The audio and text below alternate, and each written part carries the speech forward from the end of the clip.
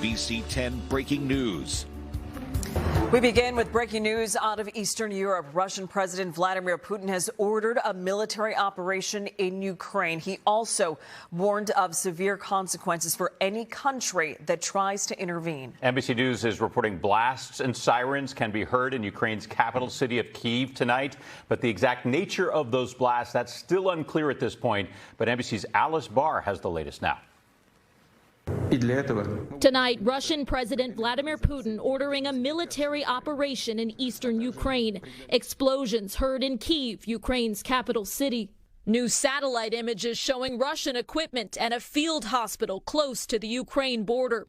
Ukraine's president imposing a national state of emergency tonight and appealing directly to the Russian people in a bid to avoid war. For the second time this week, the United Nations Security Council holding an emergency meeting after the Kremlin said Russian-backed separatists in eastern Ukraine had appealed for military help in what could be a pretext for a broader invasion. NBC News correspondent Richard Engel witnessing firsthand the attacks coming into Ukraine from separatist regions where Russian President Vladimir Putin already deployed troops.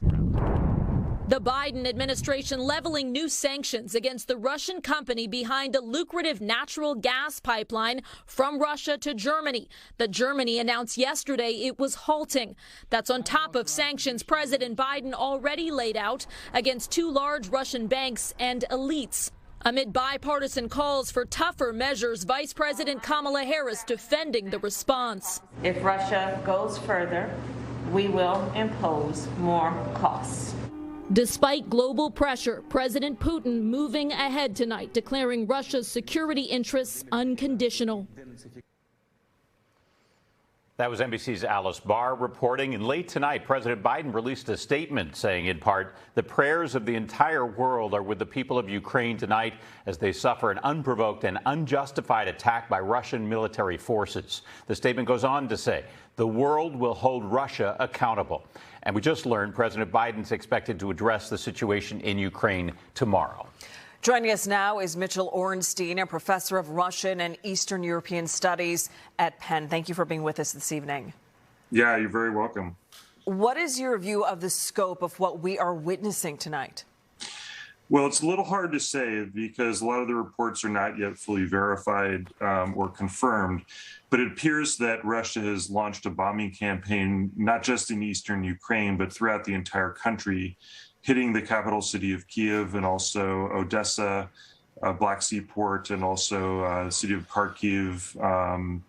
So it looks like this is really the worst case scenario where Russia has launched an all-out attack on Ukraine with an intent to, or signaling an intent to really capture the entire country.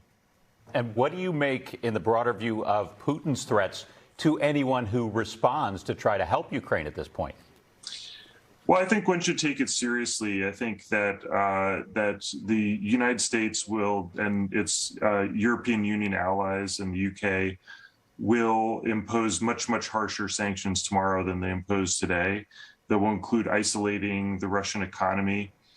But I also think that should Russia persist with a all-out land war or even bombing campaign on Ukraine costing thousands of lives, that it will be very hard for Western allies to sit by and watch.